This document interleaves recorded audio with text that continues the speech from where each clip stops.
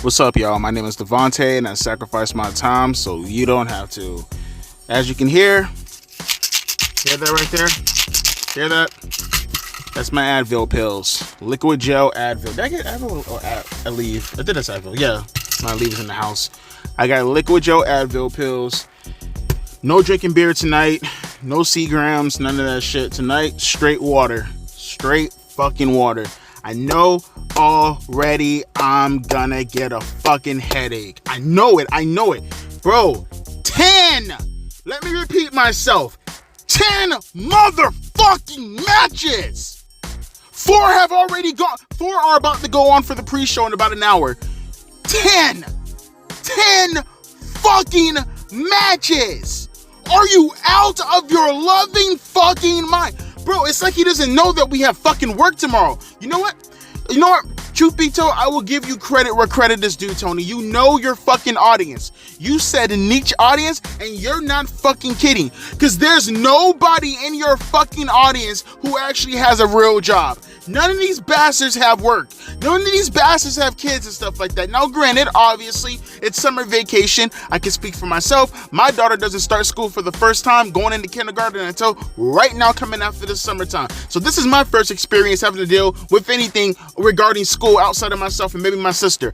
But for everybody else, I know they have to deal with this shit. They have to deal with school. They have to deal with getting up for work. Luckily, I ain't got to go to work till 12 o'clock in the afternoon tomorrow. But for everybody else, we have fucking lives. Why don't you shorten the pay-per-views, bro? Stop, and I get it. This is all justification in order to get your stupid fucking roster on the card. Stop, hurry, so many people, you giraffe. Stop, hurry, stop, fucking hurry, so many fucking people. 10 fucking matches. And look, I'm gonna go over this card right now. I guarantee you, outside of the main event, there's nothing worth giving a shit about for this show. But he's gonna fucking put these bro, I'm already getting an aneurysm. I swear to God, I'm already getting a fucking aneurysm right now. He puts on the card. I'm ignoring that you fucking motherfucker. Oh wait, hang on. No, we might be okay. Wait, no. Wait, what? Wait, hang on. I'm looking at Wikipedia right now. It says pre-show. It was 4 matches beforehand. Now it's 5 pre-shows. Oh, did he knock a oh, okay, well, 9 matches on the pre-card. Maybe wait, did he knock a wait. He added another fucking match. I thought maybe he got rid of one of the matches. Like one of the matches on the main card. I thought he boosted it up to the pre-show. And then we have 9 matches on the main card. No, it's still 10 matches on the main card. He added another fucking match. He added 15 matches in one night. Bruh.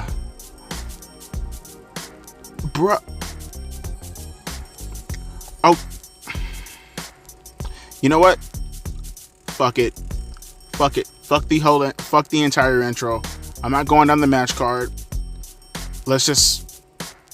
I swear to God, he has somebody behind my house with binoculars, with some, I don't know, infrared going on. Maybe my house is mic'd or something. I swear he hears me dying and he wants to exasperate the torture. There's no other way to explain this. This is... Okay, let's just get directly into the show. I am... Oh God. Holy shit, am I tripping? Was there something wrong with my TV? I can't be the only one, right? That crowd was dead as fuck. Like, this is MJF's hometown, right? I would expect them to be a hell of a lot more energized than what the fuck we seen here. That crowd was deader than a bitch, bro. They got a problem that's going to be happening throughout the night. But hey, man, they had to know that was the risk, man. When you got a bunch of fucking nobodies out on the goddamn car, what else are you fucking expecting? We got a 6-man tag coming up next with the Elite taking on... what do they call themselves again? I can't even fucking remember, bro.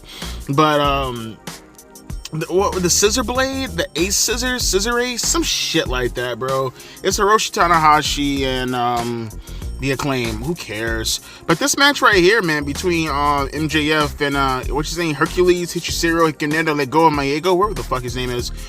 This was just subpar as fuck. This was a television match, like a weak television match at that. I wouldn't even look. Usually for matches like this, I don't mind the pacing of the match. Again, I'm used to that.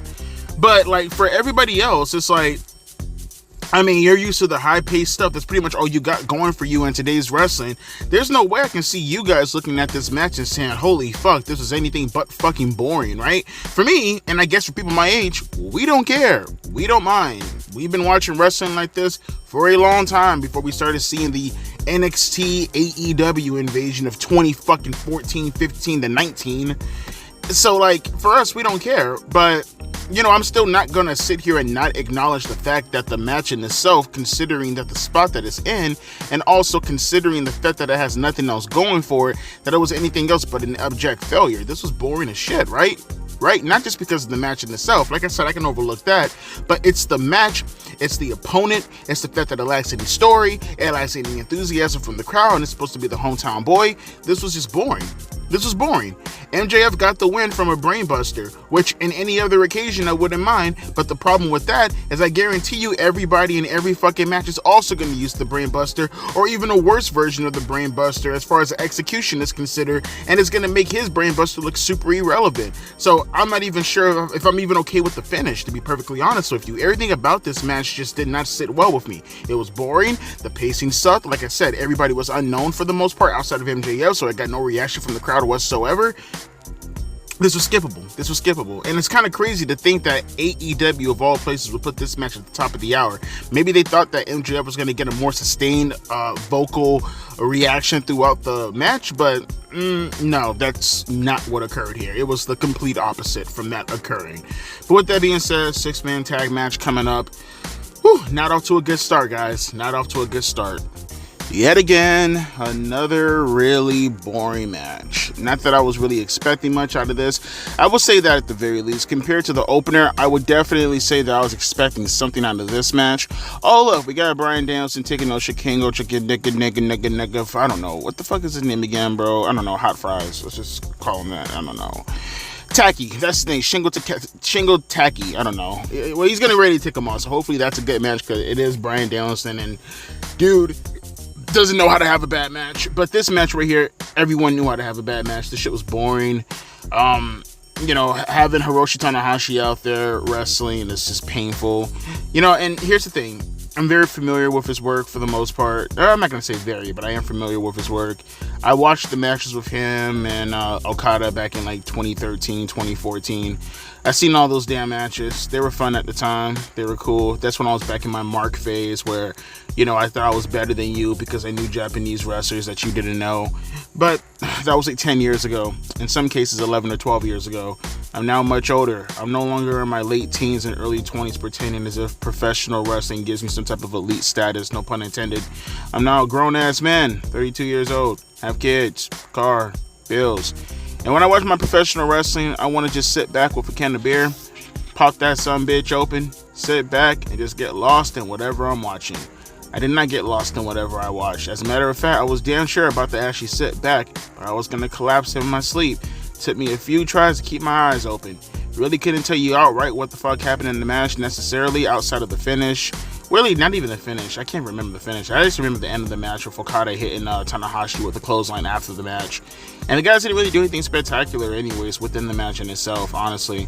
I mean, fucking Max Caster's rap, you know, talking about fucking Biden being lost at the podium, and I think he made some reference to Justin Bieber or Timberlake. No, Timberlake, yeah. That I don't really know what the fuck he's talking about, but yeah, sure. Whatever. I'm not going to waste any more time on this match because I think I gave it enough time as is, right? I spent enough time on this match as is. Just not a good way to open up the show, fellas. We're already 40 minutes into this and we've only been through 2 matches. So the torture continues. I'll just grit my teeth and hopefully we can make it through this. Let's go. Danielson versus Shingo Taki. Uh-oh, I already see social media right now typing on their fingers. I see it already. that finish. So, how did Bryan Danielson win his match? We'll get to that in a minute. If you're not living under a rock, or better yet, terminally online, I'll get to that in a minute. Overall, though, this was fucking great. Finally, we got a good match on this card so far. Holy shit. This show has been fucking terrible so far.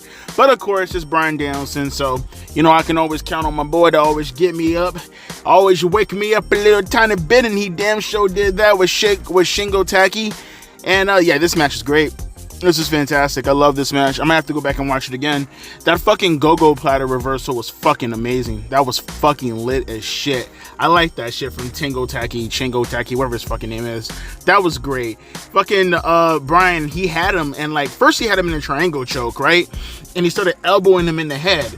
Then Shingo Takagi was going to do something to him, but then Bryan Danielson switched it over, and then he put him in the go-go platter, or Undertaker's Hell's Gate for some of you guys who don't know what the fuck I'm talking about. And then Shingo Takagi lifted him up into a fireman's position, and then he hit him with a power slam out of it. That was fucking lit. I really, really dug that shit. That was fucking awesome. And I like the story being told in the match as far as Bryan Danielson's neck. He'll hit back suplexes, and it will be his neck that will be holding him back for capitalizing on it. Superplexes doing the same thing. At one point, which got all this started, was him going for a suicide dive with Shingo Takagi, but then he stopped him in midair, put him on the ring apron, and then hit with a swinging net breaker off of it, which was awesome. And then we get towards the finish where both guys are just doing their thing. He hit the little Penta made in Japan move, which I guess that would have been his move if Penta did it from him. Regardless, though, he hit it on him, and he hit it perfectly too. It looked really nice with the combination, and Bryan Danielson kicked out of it, which sent Nigel McGuinness into Nigel McGuinness and Bryan Danielson, do they have a match getting set up ready to go into All In? I mean, that's in London, right? You would think with how fucking Nigel McGuinness be talking behind this, man, goddamn, bro, you setting up for a match? You trying to pull yourself? You trying to get yourself something in, boyo, huh? You trying to go into business for yourself, mister? Damn, bro, he talked so much shit behind Danielson's back. God damn. But eventually, as the match kept going on, these guys are going back and forth. Bryan Danielson slapping the shit out of him. Shingo hit him with a bunch of elbows, roundhouse kicks, all this other shebang bang. Thank you, ma'am. Eventually, Bryan Danielson, he did hit the Busaku knee, but then Shingo kicked out. Which, by the way, before he did the Busaku knee, he did the whole little yes thing. How long has he been doing that for? Because I feel like I haven't watched the Bryan Danielson match in forever. I thought he said he wasn't going to do that outside of WWE. I could have sworn I've seen some excerpt say that Bryan Danielson said he was going to avoid doing the whole little yes motion because it's WWE. Because, I mean, yes, he can do it, but it's just out of respect for, the guys in WWE. But I guess now that Vince is gone, he doesn't really give a shit anymore, because I guess maybe he did it out of respect for Vince. I don't know, but he did do the whole little yes stunt, and then he hit the Busaku knee before Taki kicked out of it. And then we get towards the finish, which, like I said, this is gonna get a lot of people pissed off. So Shingo Takagi got locked into a disarmer, Becky Lynch's disarmer, which eventually Bryan Danielson transitioned into the yes lock, right? Or the what's the official name for it? I forgot the fucking name for it. It's the label lock though. And then eventually, after he switched out of it, he went right back into the disarmer, because you had Shingo who was trying to get out of it multiple times. He was trying to, because I think Bryan Danielson, he actually first locked in the yes lock, then he transitioned into a triangle choke, not a go-go, but an actual arm extended out triangle choke. And as Shingo was lifting him up a couple times, Bryan Danielson kept elbowing him in the head. And as Shingo got him up one more time, as if he was gonna go for the little DVD into the power slam again, Bryan Danielson got him in the elbow one time, and then he dropped to the floor. Then he transitioned into the disarmer, Becky Lynch's disarmer, and I didn't see Shingo tap out. I mean, maybe he did, but I didn't see his hand or his arm move up into motion. So I'm gonna assume he passed out, although he could have tapped out. Regardless, though, he submitted, right? And that was pretty much it. Bryan Danielson won via Becky Lynch's finisher. And again, like I said, I'm pretty sure that's going to get people talking. A bunch of conspiracy theorists popping up left and right. It's WWE working with AE. No, you dumbass motherfuckers, all right? Damn, I can't remember the last time I seen Becky hit a disarmer. I've been seeing her do the little, what she calls it, the manhandle slam. I've been seeing her doing that for the longest outside of the disarmer. So, I mean, it doesn't matter in the end of the day. I mean, to some people it might, but yeah, Danielson winning with the disarmor was something kind of like, okay, this is going to be a thing going forward, because I know this, again, I can see social media already typing that thing. Bars! Alright, so, with that being said, we got another match coming up. Let's see. Actually, did anybody notate it? Nah, no one notated it yet. Actually, I am curious. Hang on for a second. Hang on. I want to go on Twitter real quick and see if anyone acknowledged the fact that Bryan Danielson won with the disarmor. Oh, wait. Hang on. Let's see. Justify This Is Awesome chance. Bryan Danielson. Okay, crazy. I don't see anyone notating the fact that he won with it. Did he? Let me see. Yeah. Okay, maybe I'm tripping. Okay, no one really notated that. Okay, good for you, AEW fans. You kept yourself restrained. And NJPW fans, for that matter. Alright, with that being said, continue on with the show.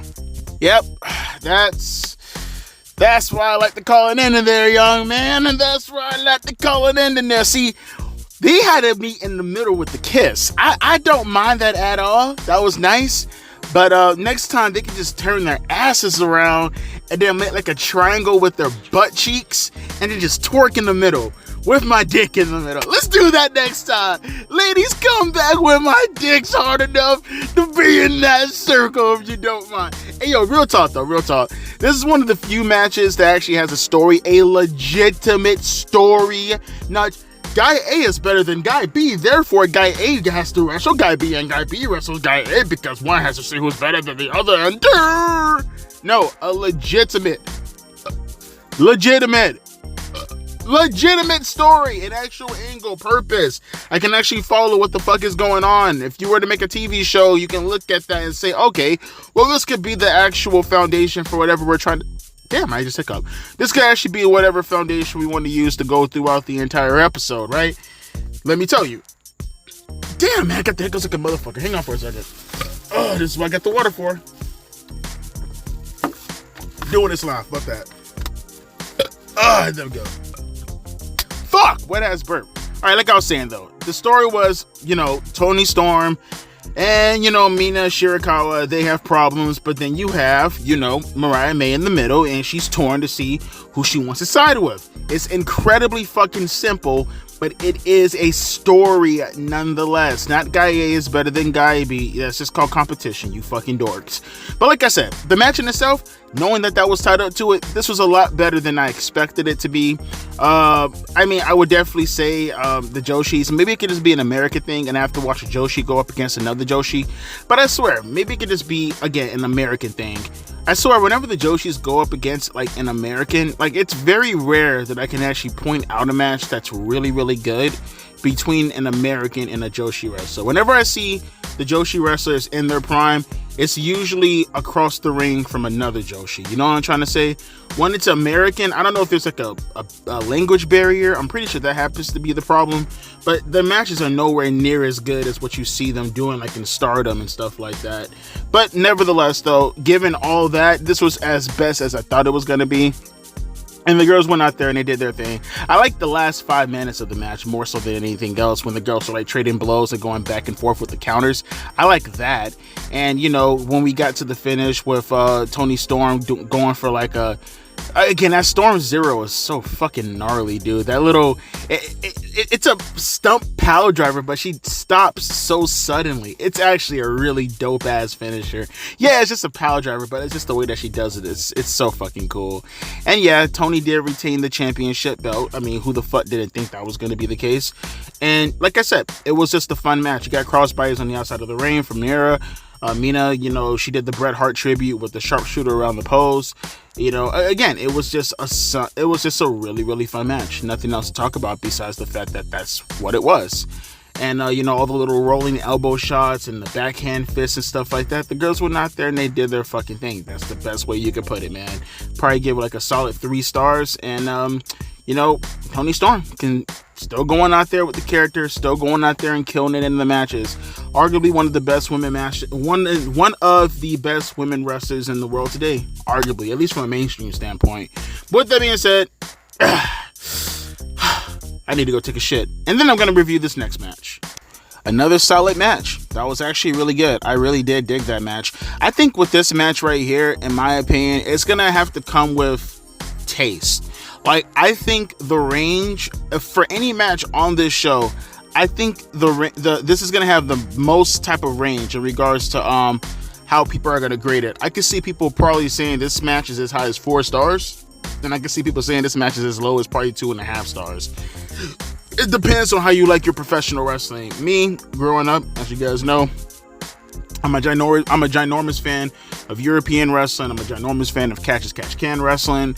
I love that shit. I love technical wrestling in general. That's my forte when it comes to professional wrestling, as far as what I like to, get lost in. And Zack Sabre Jr., I fucking despise his physique. I despise how he looks.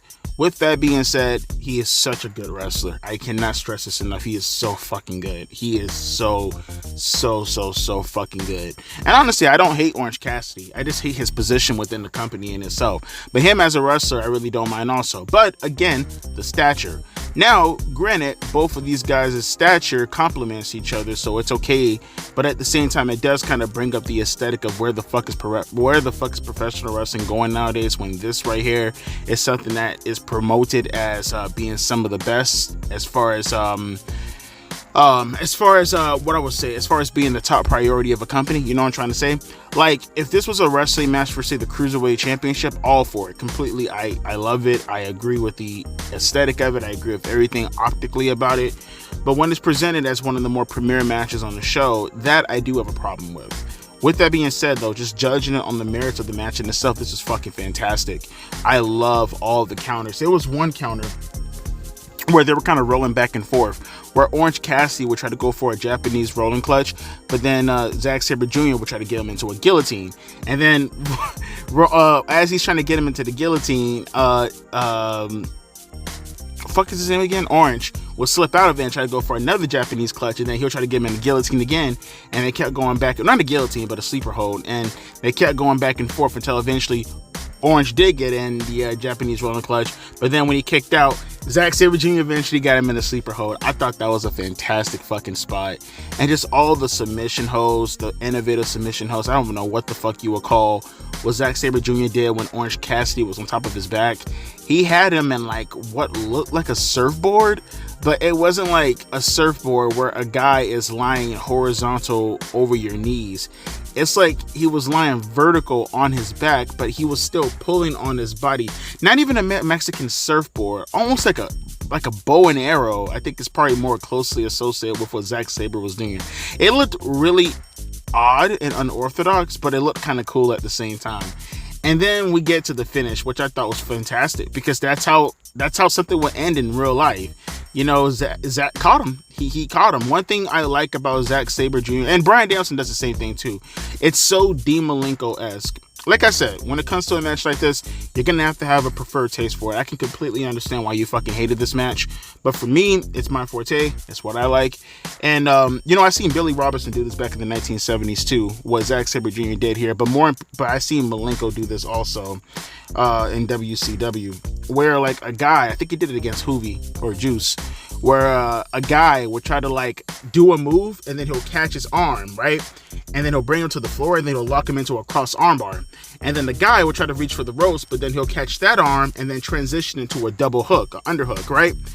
And then he'll try to take his feet towards the ropes, but then he'll float over almost like in a cattle mutilation position, but going backwards. And then like he'll lock his legs and then transition the leg lock into an Indian.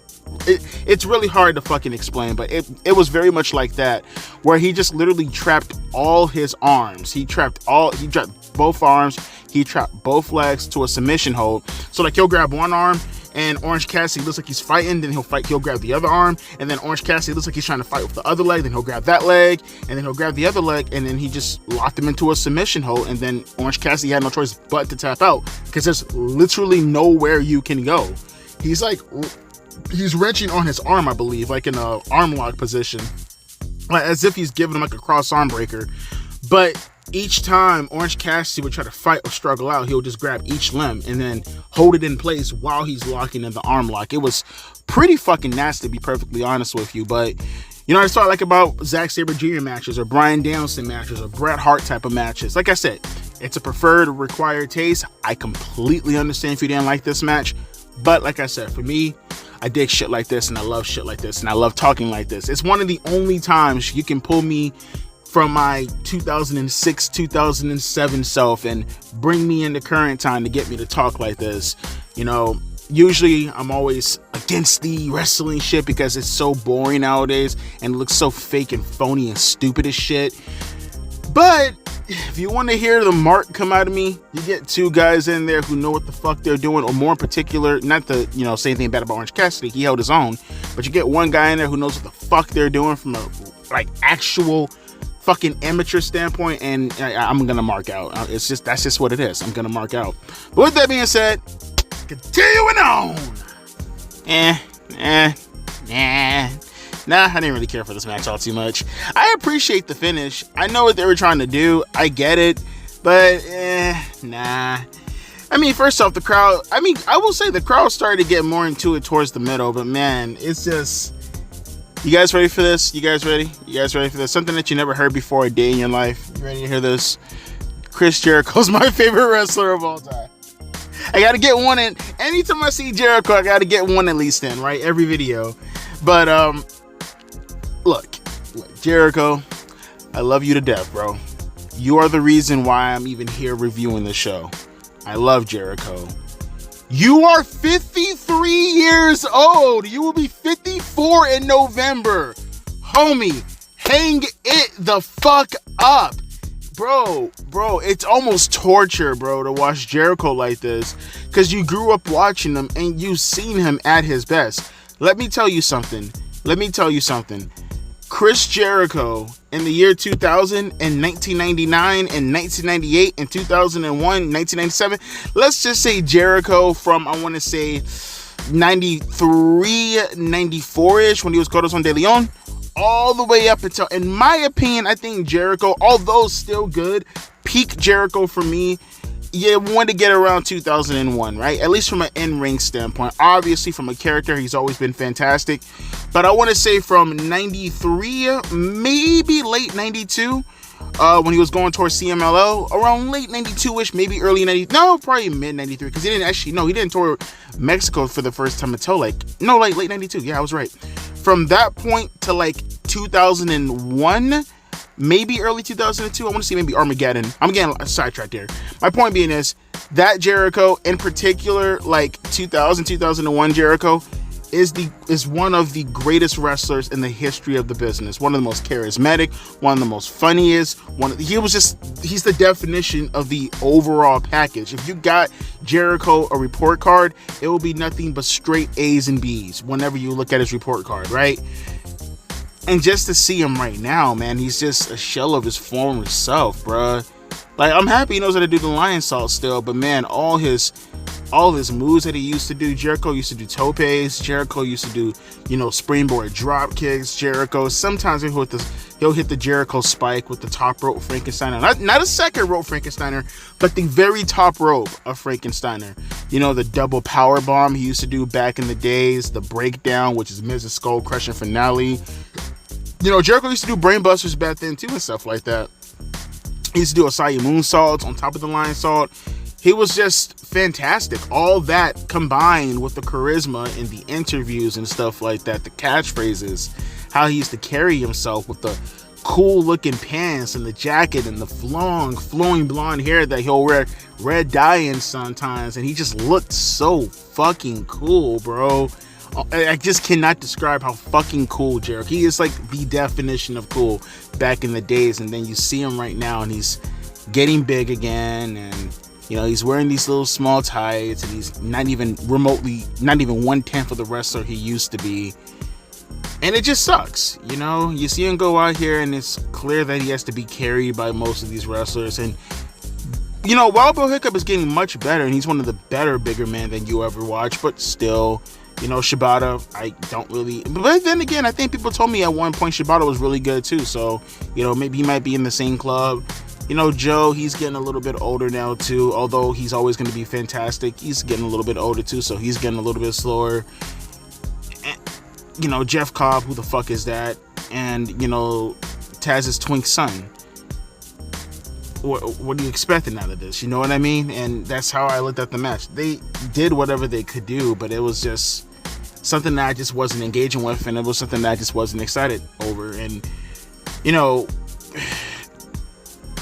to watch someone like this twink hit Jericho with his own finisher and then get the win off of that, I don't know, man. It's just something that just doesn't sit well with me. It just never will sit with. No matter how much Jericho loses, I'm always going to be in the back of my mind thinking about that guy who was there in 2000 and 2001, and just to see how far he's fallen, bro. It's just, I wish he would just retire. I can't stress this enough. You had the audience going, "You still got it," and then the other half going, "No, he doesn't."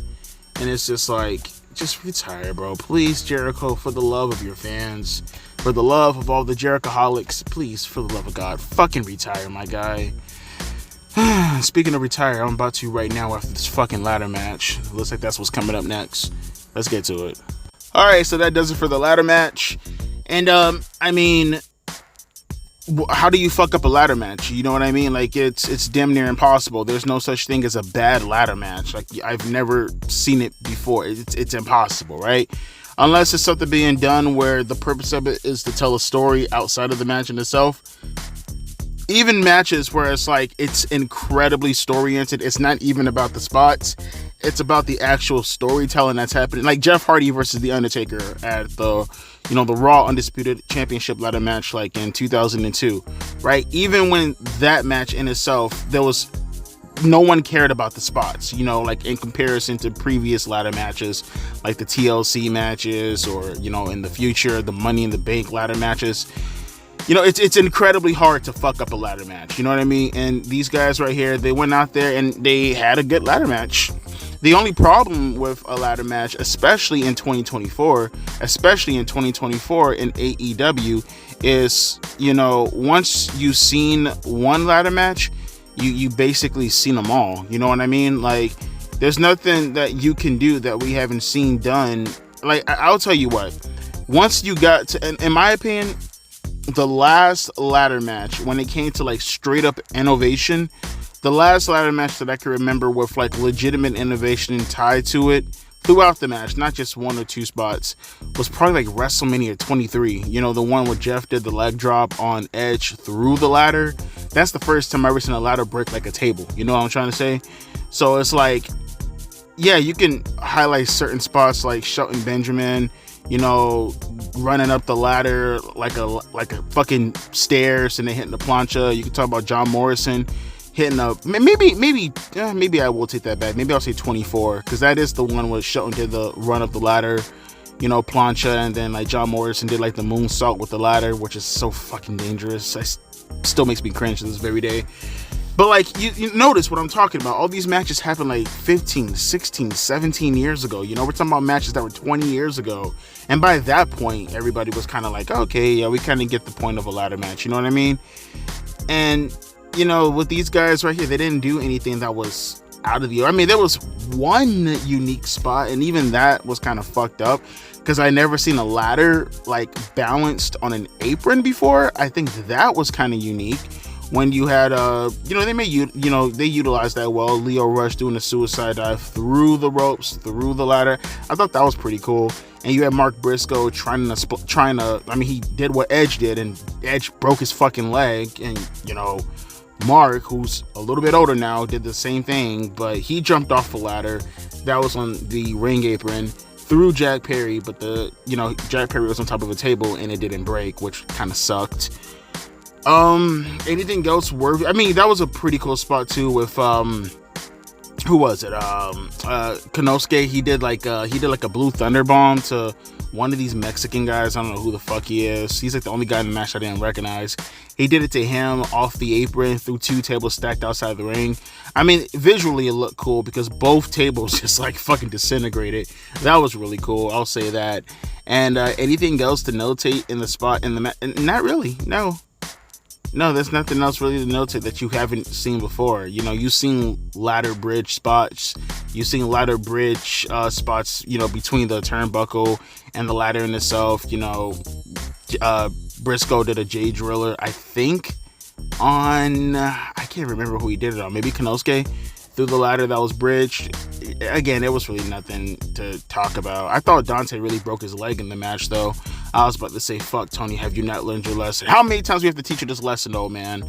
But the win came when Jay Briscoe, after that ladder spot that I talked about with Konosuke, maybe I think it was Konosuke, he climbed up the ladder and attempted to grab the belts down, but Jack Perry came out of nowhere, hit him in the ribs with the ladder. He fell off, hit him in the face with it, put a ladder on top of him, and then he started wailing on. He started to hit the ladder that was on top of Jay with a chair. Then he started to beat him down a la Austin and Rock in 2001 with the chair. And then he climbed up the ladder, and then he just won. Everybody else was laid out. Everybody else was destroyed. And they gave him room to grab the ladder, grab the belt. Like I said, it was a fun match. You know, it was just one of those things where it's like, you know, I feel like if this match happened like in, I don't know, like 2000, 1999, 2001, we would have lost our fucking minds. You know what I mean? This would have been one of the all-time great ladder matches. But, you know, when you do it as often as they do in professional wrestling nowadays, and when you do it with wrestlers like how AEW wrestlers are, there's really nothing unique about it. They're just spots done on ladders, and we've seen that done so many times that it's kind of cliche and pointless at this point. I mean, you got guys who are in their 50s now who were having matches like this in their 20s, like Edge, for an example, and Christian, right? Or Matt, probably. But, you know, like I said, it was a good effort, though. They tried. But with that being said, Sasha and the Stephanie lady, they're about to go at it right now. So let's get to that. Again, it wasn't a bad ladder match. I know it sounds like I'm disappointed. It's just, I don't know. I'm just stoic to it all, you know, like, I just don't care. I don't even know how I feel about this, bro. Again, it's this company working ass backwards. On one hand, I want to compliment and I want to say that Tony Khan has a big opportunity on his hands as far as what he can cultivate out of all this. And then on the other hand, it's like, dude, it doesn't make any sense to me. It does not compute with me. What the fuck is going on here? So let me get this out of the way first. The match between Stephanie and Sasha, although Sasha was relatively sloppy in this match, you'll see what I mean if you go back and watch it. Stephanie absolutely carried the shit out of this match. I don't give a fuck what anyone says. With that being said, this was a good match. This was solid. I can't even front. This was a fun match. I liked it. I liked all the counters that they were doing. I liked how they got into the moneymaker spot and she didn't just end it with that. Again, I kind of wish someone like a Roxanne Perez would pick up on this and do the same thing. Both of your finishers from a grapple game fucking sucks, but you both have a crossface finisher. Just end it with that. I can't say this enough. With that being said, though, like I said, the match in itself, it was fine. I'm not going to sit here and say it was fantastic because, like I said, Sasha was sloppy as fuck, or Mercedes, she was sloppy as fuck, but the actual match in itself, as far as what they were doing, as far as the crowd response and everything, you know, clearly no one liked Mercedes. Like, she was a heel. She was a heel. So she wasn't acting like a heel, but she's a heel. And you need to flip her. You need to flip this girl immediately. Like, don't even waste time talking about this. Just flip her heel. Once we go on a Wednesday for Dynamite, flip her heel automatically. And you can't think of a perfect opportunity than what you just did right now.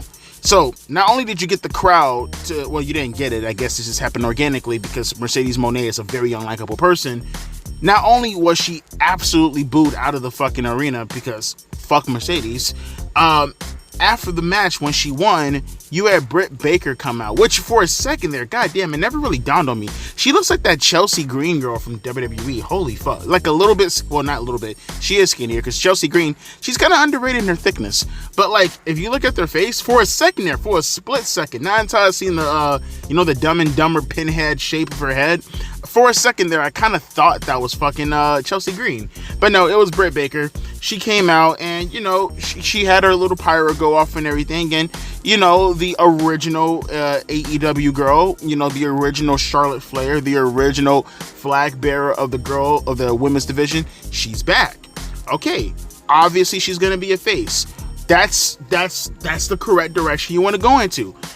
Once we go into Wednesday, so what are we in? We're in June right now. This should be the match you should be seeing. And we're going into July, honestly. So we're setting up now going into All In, right? For Wembley Stadium. This is clearly the match that you should be doing for the TBS Championship. Oh, wait. No, it's not. This should be a match that you should be doing for the Women's Championship. The Priority Championship.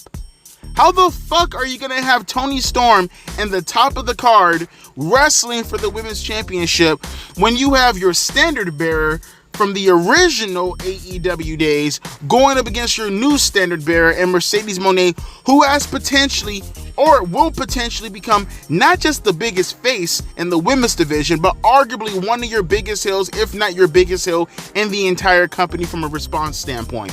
It makes no sense to me how the fuck you're gonna have Britt Baker and Mercedes Mone fighting over the TBS Championship. This shit is so ass backwards. It's like the Willow situation.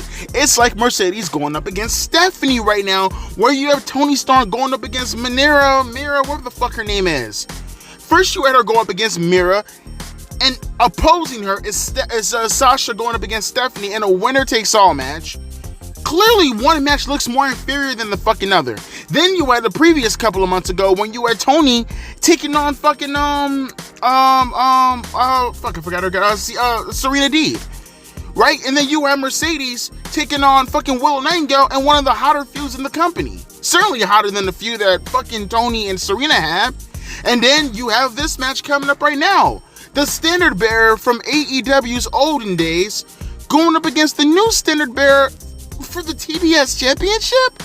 What the fuck can you do with Toni Storm that's gonna top this? You can't. You don't have anything that's gonna top this. Especially if they really go out of their way to finally flip Sasha into being a heel. There's nothing. Well, you know what? I will say one thing. At the very least, that could be on equal footing. The only thing I could possibly think of, if you run that match back, that's if she's prepared and she's ready to go. Either a WWE talent, a certain WWE talent comes to AEW, which I don't think that's going to be the case, and you know who I'm talking about. I don't think she's going to come to AEW, but if she comes to AEW, then okay. If she's going to go directly at Toni Storm, then you have an excuse. But that ain't happening. Trust me. Not when her husband's still in WWE. I don't think that's happening anytime soon. The only thing that can at least equal that, maybe, and that's because of the location and because of how good the match could be, is if Jamie Hayter comes back. If it ain't Jamie Hayter and if it's not Becky Lynch, then what the fuck do you have Toni Storm to be doing that's even going to remotely come close to this? It's so ass backwards. Like I said, it's 2 steps forward and it's 30 steps back, bruh. The prioritization of these titles mean nothing to this guy. It really frustrates me. Because you can have a good match with Sasha and Stephanie, and then you can turn around and bring Britt Baker back, right? You can do all this stuff to set up for what could potentially be one of the biggest heels in your entire company with Mercedes, because she can absolutely pull it off because she has that about her. She is once again a very, very, very detestable person. Just to work backwards and make the fucking TBS Championship a priority. It's so weird. Now, I'm not putting them on par, obviously, it sounds dumb. But, I mean, as far as how it looks optically, right? This would be the equivalent. Oh, I'll do you one better. Actually, yeah, this is a perfect scenario, right? This would be the equivalent of doing something on the lines of Triple H and Chris Jericho for the World Championship, and you still did Rock and Hogan, right? But Rock and Hogan are fighting over the Intercontinental Championship. Does that make any sense to anybody? At all? Yeah, Jericho and Triple H are big names. Yeah, they have the right to fight over the WWE Championship. I'm not saying that's not a WWE Championship caliber match at the time, but Rock and Hogan is the bigger match. And it would have been a fucking slap in the face if you threw an IC title in the middle of that. And the IC title is really prestigious, but considering the names, they're mid-carding for the IC Championship, but Triple H and Jericho are wrestling for the World Championship. It makes no sense to me. Just like this happening right now. Get the belt off of Toni, get it on Sasha, and let them swap titles. I don't care what the fuck it's going to be. If Britt Baker or Jamie Hayter ain't going up against Toni Storm coming up at Wembley, this shit is ass backwards as fuck. And it's going to be very hard to get into anything regarding Toni Storm, knowing that she's a second-rate champion when the Intercontinental Champion is bigger than the World Champion. It's mind-blowing. Again, the priorities, it's so fucking out of whack. God, this match was fucking boring and sloppy as shit. Holy fuck. Thank God it's over. Holy shit, that was terrible. Yo, keep that shit in New Japan, bro. Keep that shit in New Japan. I got kind of excited towards the end because I was saying to myself, oh, is there something happening in this match? A little bit of, like, I don't know, storytelling. I know, crazy, right? In AEW. But Jon Moxley started getting the referee's face because it's pretty clear that the referee pulled up his count. Or maybe that was just something real and he just wasn't paying attention. Jon Moxley, goddamn, was trying to cover for it. That's what I'm assuming. That's what I'm assuming what happened here. And, you know, with him taking the chair away from Moxley, it just seemed like that he was being a referee. But, like, I thought maybe that was some kind of, like, story developing with maybe, you know, New Japan and, you know, Jon Moxley. And, you know, granted, I wouldn't have cared either way, but at least it would have been something else compelling within this match in itself, bro. This was just boring. This was boring. I was actually having more fun listening to the commentary team bicker over trivia and shit like that. And, you know, Jim Ross, he was on point in this match, you know, as far as his exuberance, how energetic he was. I mean, granted, you can't put JR out there like every match because, you know, the dude is 70 years old. Actually, I don't think he's 70. Yeah, he's 70. He turned 70 in January 3rd, 1952. It's JR's birthday. So it's like, yeah, I get it. But man, it's just something, I don't know, maybe it's just the bias in me. Maybe it could just be the nostalgia in me. But there's just something about JR's voice that is so comforting. I can't explain it. Again, maybe it's just a nostalgia bias. I don't know. But whenever I see or hear JR's voice, it's just like, everything is okay with professional wrestling. I hear his voice and I just immediately go back to a time when professional wrestling was fucking good. And then I watch the match go on in the ring and then I'm reminded that I'm in 2024. But, you know, you hear Taz, you hear JR, and just immediately you're just like, save me, guys, save me. Fuck, I just did not like this match. It was discombobulated as fuck. This Tetsuya Naito guy fucking sucks. And, you know, he kept just spamming the Destino move over and over again. He only had 3 moves in this match. Elbow, spit in your face, Destino. I love when, because you have these dumb fucking announcers nowadays. And, you know, when he spit in his face for like the 5th time, you know, you had JR, it's like, dude, why are you spitting in your face? It's not a wrestling move. And Excalibur's like, whoa, JR, don't you know that he's just trying to make him mad so, you know, he can slip up? And JR's like, well, he's on the floor right now in the Boston Crab. Clearly it's not working. And Excalibur's like, I'm a dumb fuck and I wear a mask and it smells like shit in this mask. It's like, fuck, Taz, JR, just hell, even Nigel, can you guys just call this match? Get this dumb fuck off of my damn television. Get his stupid ass voice off my television. But nevertheless, though, this match sucked absolute baby dick. It sucked ass. Tetsuya Naito is the New Japan World Champion again. I don't give a fuck. Now we get to the nitty gritty. Now we get to the, okay, is this going to determine who's the biggest dumb fuck? Who's going to look the stupidest? Will Ospreay for calling his shot and losing the match after saying that he was going to defend the championship this upcoming Wednesday against Daniel Garcia? Or is it going to be Swerve Strickland, who was overlooked as a world champion, who has had one of the worst reigns in company history, come to an end like this? Either way, I think you're going to get yourselves a humongous rant directly after this match. So without further ado, we have Will Ospreay. The only reason why this pay-per-view even matters, if it wasn't for this match, I would not even be reviewing this show. Will Ospreay, Swerve Strickland. I don't know how you're going to get out of this. I don't know what you're going to do. But curiosity has never been piqued as hard as it is right now. With that being said, let's get to it. Will Ospreay, Swerve Strickland, AEW World Championship. All right, there we go. For a minute there, I was worried, bruh. Yo, first things first, again, he's not watching my videos. I just do this just out of, not graciousness. What's the word I'm looking for? I do this just out of respect. Excuse me, how the fuck did I forget the word respect? You know, rest in peace to Will Ospreay's grandmother. I heard she passed away, not even through commentary, but I heard she passed away like 2 or 3 days ago. That always sucks, you know, losing a parent, losing someone of a parent figure status. My condolences. I know he's not listening to the video, but my condolences to Will Ospreay. That absolutely sucks. Where his grandmother is, she's looking down on him. Smile on her face. But talking about the show now, keeping it 100 within character. Thank God he lost the match. Holy shit. Yo, there was a part of me that was legit thinking to myself, he's gonna kick out of every move like fucking John Cena. It's gonna take a bullet to the dome to take this man out, bruh.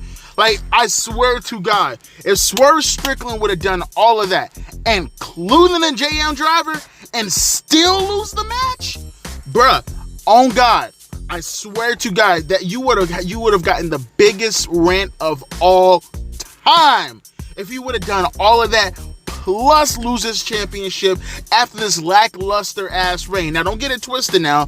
The reign is still somewhat lackluster, but this is a step in the right direction. Swerve Strickland had to win this match. Bar none, nothing else said. He needed this win. He had to take this win. Everybody, including myself, already doubted the booking. We all thought to ourselves, because Wembley Stadium is around the corner, and with all the shit Will Ospreay is talking at the moment, especially with his grandmother passing away, unfortunately, I came to the conclusion off the top of my dome that, okay, well, this is over with.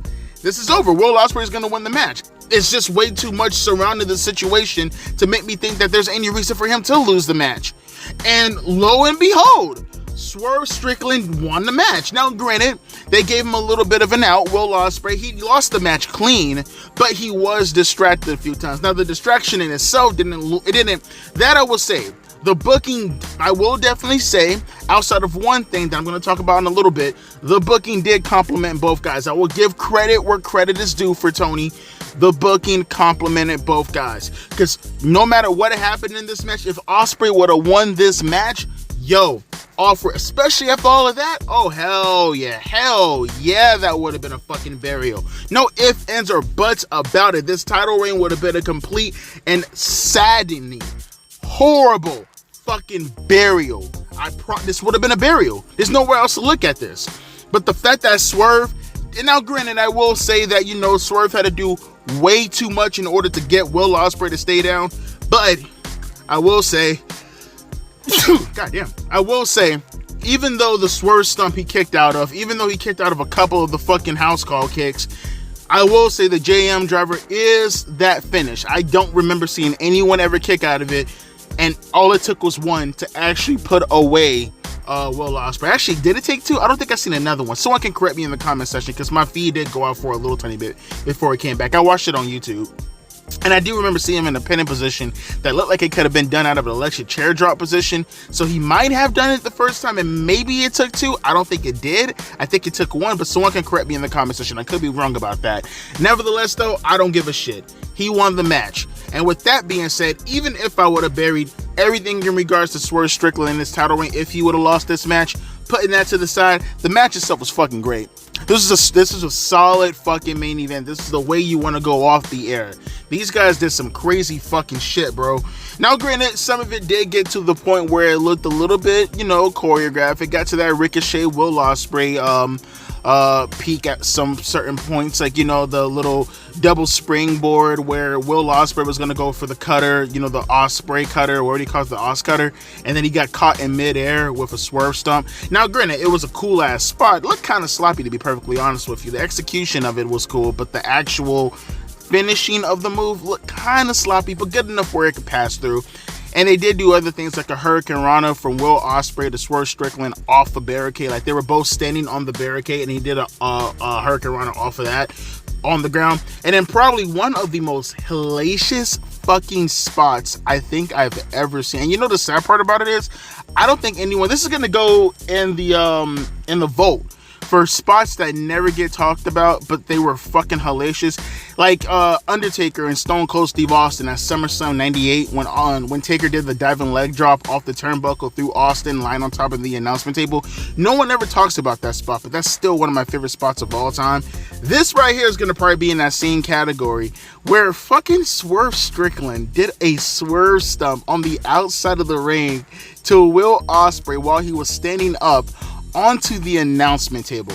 And the announcement table did not fucking give, so that did not look like it was fun to take. Now, it looked fucking fantastic, But the way Will Ospreay took it, because the announcer table didn't break, I'm not sure if it was supposed to break, but goddamn, that did not look fun at all. That looked brutal.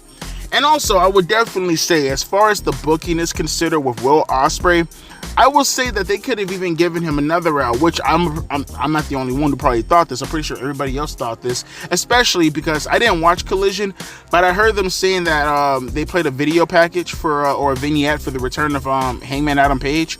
I'm pretty sure everybody else thought the same thing too. I thought Adam Page was gonna screw Swerve Strickland out of his match, which, by the way, would have absolutely not have been an excuse if he would have lost in that manner. I still would have ranted, because that would have been some pussy shit, bro. But the fact that he won the match still, the fact that they went out there and they put on this caliber of a type of match for the main event, and the fact that with everything that happened in the match, yes, you got some, Vince Russo type of theatrics going on with Don Callis getting involved, trying to get Will Ospreay to use the screwdriver on Swerve Strickland, and, all the stuff that was happening with Will Ospreay threatening to literally murder, because that's what he was doing. He was literally threatening to murder Prince Nana. And all the stuff that happened afterwards, before that, even with the setup of everything, like the match in itself was good. You got some ref bumps, some chicanery going around. Like I said, even with all the stuff going on, you got to watch the match to see what I'm saying, because people are going to probably be like, well, Devontae, I don't really count this as clean.